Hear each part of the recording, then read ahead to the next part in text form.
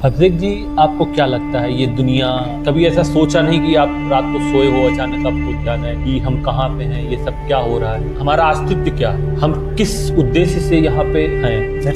धरती कह लें या कोई ऐसा जगह जहाँ पे हमें भेजा गया है और किसने भेजा है। एक तो आध्यात्मिक थ्योरी अपनी जगह पे है, लेकिन अगर बहुत से साइंटिस्ट, यहाँ तक कि दुनिया के सबसे धनी व्यक्ति एलन मस्क, उनकी भी बात को सुने, उनकी थ्योरी को समझे, तो हम लोग के सोचने का तरीका बदल जाएगा। बात तो सही है। मतलब कभी कभी सपने कुछ ऐसे आते हैं कि लगता है फ्लैशबैक में हम लोग कुछ देख रहे हैं, तो ये तभी होता है जब हमें कोई कंट्रोल कर रहा होता है ऊपर। अब आप ऐसा समझो कि हम जैसे पबजी गेम खेलते हैं, हमारा एक कैरेक्टर होता है जो कि पैदा होता है वहाँ पे उस सिमुलेशन की दुनिया में, और उस कैरेक्टर को हम अपने अनुसार चला के प्रयास करते हैं कि वो हम अंत तक ले जाएं, और ये हमारे एक पबजी का एग्जाम्पल है इस दुनिया के लिए।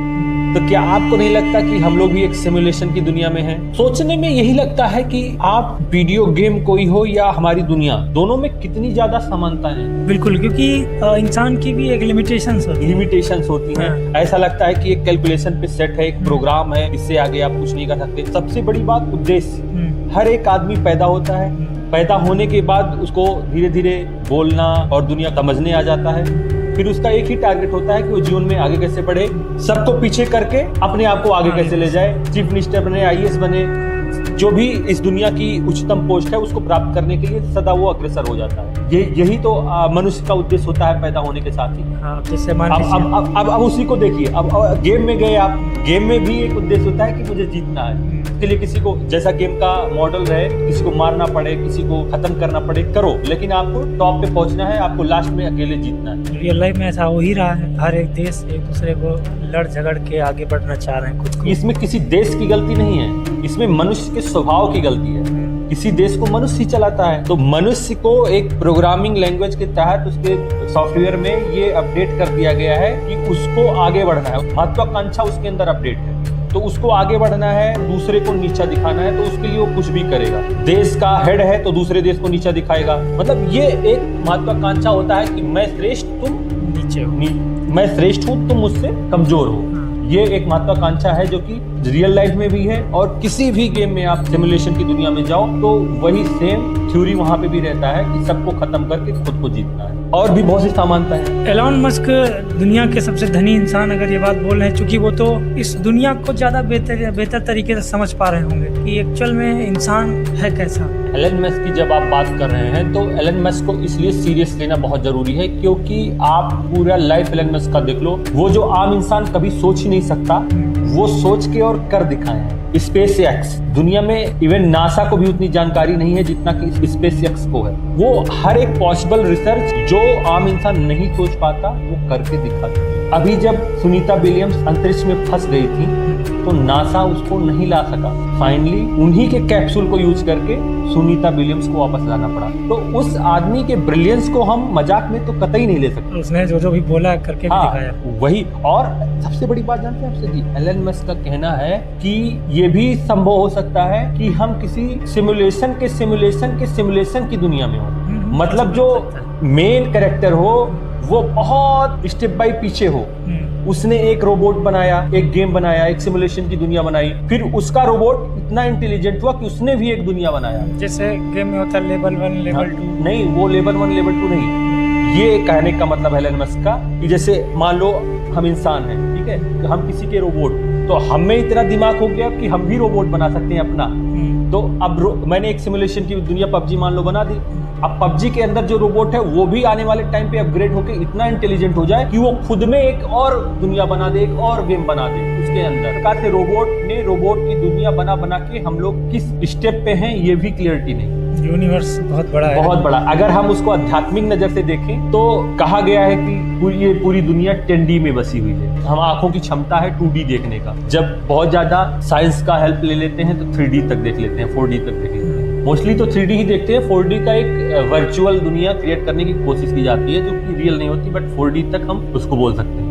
तो ये 6D, 7D, 8D, 9D, 10D, इसमें कौन कौन होंगे ये हमें जानकारी नहीं है। अगर आध्यात्मिक नजर से ही भी देखें तो भी 10D में दुनिया बसी हुई है, 10 डायमेंशन में दुनिया बसी हुई है। और ऐसा भी कहा जाता है कि भगवान शंकर, विष्णु भगवान और ब्रह्मा जी 10वें डायमेंशन में रहते हैं। टेंडी, और टेंडी में पहुंचने के लिए बहुत ही ज्यादा आध्यात्मिक होना पड़ता है, तब हम मृत्यु के बाद 10वें डायमेंशन में पहुंचते हैं। नहीं तो नॉर्मल लोग मृत्यु के बाद भी 10वें डायमेंशन में नहीं पहुंच पाते। सोचने वाली बात। हाँ, तो मतलब ये तो आध्यात्मिक थ्योरी ये कहती है, और दूसरा एलन मस्क की थ्योरी ये कहती है कि मनुष्य सभ्यता एक सिमुलेशन गेम है जो किसी ने बनाया है, और उसके अकॉर्डिंग हम इस गेम के अंदर हैं, और हमको लगता है कि हम बहुत रियल लाइफ जी रहे हैं। जबकि ऐसा एलन मस्क का मानना है कि ऐसा हो सकता है कि हम एक रोबोट हैं। कहीं ना कहीं देखा जाए तो हर एक चीज, जैसे पहले ही बता चुके हैं कि एक लिमिटेशन होता है हर चीज का, तो वैसे अभी जो हम रियल लाइफ जो फील कर रहे हैं, एक्चुअल में वो रियल लाइफ नहीं, क्योंकि ब्रह्मांड की भी एक सीमा है कि इंसान लाइट स्पीड से तेज कोई भी चीज नहीं जा सकता।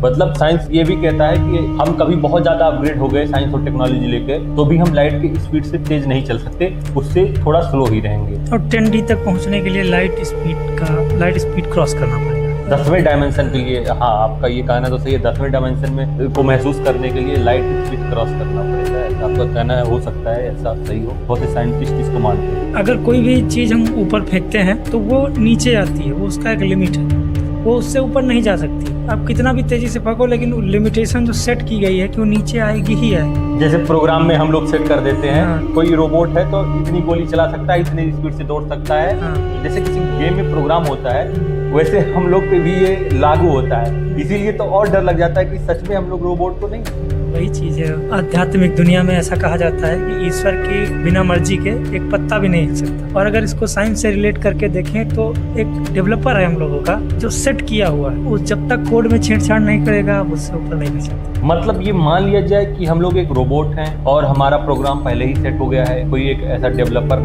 कोई सॉफ्टवेयर डेवलपर ने हमारे प्रोग्राम को पहले ही कोड करके हमें गेम के अंदर डाल दिया है कि उससे ज्यादा हम कुछ नहीं सोचेंगे, उससे ज्यादा हम कुछ नहीं करेंगे, ये काम डेली होना है। और दूसरी बात, सबसे बड़ी बात, रात होगा दिन होगा, रात होगा दिन होगा, ये कैलकुलेशन सेट है, एकदम लगता है ये प्रोग्रामिंग लैंग्वेज है। उसके बाद आप फ्रेश होगे, खाना खाओगे, फ्रेश होगे, खाना खाओगे, ये सब चीजें हम रिपीट होती रहती हैं, जैसे प्रोग्राम पे कोई सेट है ये चीज। अध्यात्म की दुनिया अगर जोड़ के देखें तो जन्म कुंडली, इंसान की जन्म कुंडली होती है, उसमें उसके पूरे लाइफ का पूरा विवरण होता है कि जिंदगी में क्या क्या करेगा, क्या नहीं करेगा। तो उसको साइंस में अगर लाते हैं तो फिर वही तो बात एक प्रोग्रामर है जो आपकी लाइफ जिंदगी की कुंडली को प्रोग्राम कर दिया है। ऐसा तो नहीं कि ब्रह्मा जी जिसको हम लिखते हैं कि उनके पास जीवन की पुस्तिका होती है, तो वो बहुत बड़े सॉफ्टवेयर डेवलपर हैं, उन्होंने ही जीवन को कोड किया है। अगर आप एलन मस्क की थ्योरी पे जाएं तो ब्रह्मा जी को हम एक बहुत बड़े सॉफ्टवेयर डेवलपर के रूप में देखेंगे कि उन्होंने आपके जीवन को कोड किया है पूरा। उनकी पुस्तिका में आपके पूरे जीवन की रूपरेखा तय है पहले से। लेकिन अब यहाँ पे सवाल ये उठता है कि अगर हम लोग एक सिमुलेशन में जी रहे हैं और हमें 10D तक पहुँचना है तो उसके लिए क्या करना होगा? कि आप थोड़ा सा इसको अगर आध्यात्मिक दुनिया की माने तो 10वें डायमेंशन में भगवान शिव, विष्णु भगवान और ब्रह्मा जी रहते हैं। जब हम 10वें डायमेंशन तक पहुंचने के लिए एलिजिबल हो जाएंगे किसी टेक्नोलॉजी के माध्यम से, तभी हम भगवान का दर्शन कर सकते हैं। अभी फिलहाल ऐसा आध्यात्मिक दुनिया में कहा जाता है कि जो व्यक्ति बहुत ही पूजा करता है, बहुत ही श्रद्धा रखता है भोलेनाथ, भगवान विष्णु और ब्रह्मा जी के लिए, वो मृत्यु के पश्चात 10वें डायमेंशन में जाता है और उनके दर्शन करता है, जिसको हम बोलते हैं कि भगवत प्राप्ति हो गई। तो वो 10वां डायमेंशन उसको मिल जाता है, वो भगवत प्राप्ति हो गई। अगर सिमुलेशन से इसको जोड़ के देखें तो किसी गेम में होते सब सेम ही है, लेकिन वो कैरेक्टर ज्यादा पावरफुल होता है जिसके पास डायमंड ज्यादा होते हैं, जिसके पास कॉइन्स ज्यादा होते हैं। तो कॉइन्स को हम यहाँ पूजा पाठ से अगर तुलना करें तो 10वें डायमेंशन तक वही जा सकता है। एग्जैक्टली जैसे किसी भी गेम में, आपके कहने के अनुसार किसी भी गेम में जब हम खेलते हैं तो एक उसमें भी अर्न करने का ऑप्शन होता है कि कॉइन्स अर्न कर लो, ये कर लो, वो कर लो। तो यहाँ अपने लाइफ में हम कॉइन्स क्या अर्न करते हैं? हमारे कॉइन्स हैं भगवान की भक्ति। उसके माध्यम से जो हम पॉइंट्स अर्न करते हैं, हमारे सिमुलेशन दुनिया का जो मेरा कैरेक्टर है जब वो समाप्त होता है तो उसके लाइफ का पूरा डेटा, अगर उसने अर्निंग की है अच्छी, भगवान की भक्ति अच्छे से की है, तो उसका डेटा जो सॉफ्टवेयर डेवलपर है वो अपने पास रखते हैं कि ये कैरेक्टर बहुत ही अच्छा था। इसको भगवत प्राप्ति कहते हैं कि जब आपका कैरेक्टर बहुत अच्छा हो कि उसको डिलीट करने का मन ना करे सॉफ्टवेयर डेवलपर का, तो वो आपके कैरेक्टर के डेटा को अपने पास रख लेता है। सेम भगवत प्राप्ति भी आध्यात्मिक दुनिया में बताया गया है कि जब आपका कैरेक्टर बहुत अच्छा होता है इस जगत में, हमें भगवत प्राप्ति होती है। लेकिन यहाँ पे सवाल एक और उठ के आता है कि किसी भी गेम को अगर हम इस लाइफ को सिमुलेशन से कंपेयर करें तो गेम में तो एक ऑप्शन होता है रिकॉल का, यानी कोई इंसान मर गया हो, डेथ हो गई हो गेम में, तो उसे रिकॉल किया जा सकता है किसी दूसरे पर्सन। नहीं, वो किसी गेम में होता है कि हम इंसान जो गेम बनाए हैं उसमें हम ऑप्शन दे देते हैं कि अगर कोई कैरेक्टर गेम के अंदर मर गया अचानक तो उसको रिकॉल करने की किसी किसी गेम में क्षमता होती है कि उसको उसके टीममेट रिकॉल कर लें। हमारे इंसानों के सिमुलेशन वाले गेम में नहीं है क्या? आपको ऐसा लगता है? हाँ वही चीज बिल्कुल है। कैसे? आपका कुछ एक्सीडेंट हो गया, ठीक है, आपके रिलेटिव जो आपको उठा के डॉक्टर के पास ले जाते हैं, डॉक्टर हो सकता है प्रयास करता है कि आप बच जाओ, और अगर आप बच गए तो आपका रिकॉल हो गया। ये भी तो उस नजरिए से देख सकते हैं कि आपको चोट लग गई है, देखा जा सकता है। गेम में भी तो ये होता है कि आपके टीममेट ही रिकॉल करते हैं। तो ऐसे ही इस दुनिया में भी अगर आपको अचानक कोई भयंकर एक्सीडेंट हो गया, कुछ हो गया, तो आपकी जिंदगी को रिकॉल करने की जिम्मेदारी किसकी होती है? आपके रिलेटिव जो डॉक्टर के पास ले जाते हैं, डॉक्टर जो आपका इलाज करता है। हाँ, इंसानों की दुनिया में एक समय के बाद रिकॉल का ऑप्शन खत्म हो जाता है, डेडलाइन होती है। तो आप पबजी में भी देख सकते हो कि लास्ट जो 1-2 मिनट होते हैं वहां पे ऑप्शन नहीं होता रिकॉल करने का। मतलब ये जो सोचने की क्षमता इंसानों ने डेवलप की है, कहीं ना कहीं वो उन्हीं से प्रेरित होता है जिसने इंसानों को बनाया है। जिस प्रकार से उन्होंने गेम को सेट किया हुआ है इंसानों की दुनिया बना के, उसी प्रकार इंसान भी जब कोई गेम या कोई सिमुलेशन की दुनिया बनाता है तो उसी प्रकार से मिलता जुलता दुनिया ही बना पाता है। इससे यह सिद्ध होता है कि वाकई में हमें बनाने वाले कोई बहुत ही अच्छे सॉफ्टवेयर डेवलपर हैं जो बनाए हैं, जिनको हम ब्रह्मा जी कहते हैं। तो हमारे और आपके डिस्कशन से क्या आपको ये विश्वास नहीं हो रहा है कि वाकई में ब्रह्मा जी बहुत बड़े सॉफ्टवेयर डेवलपर हैं? लग तो रहा है पावर्ड बाय ब्रह्मा जी।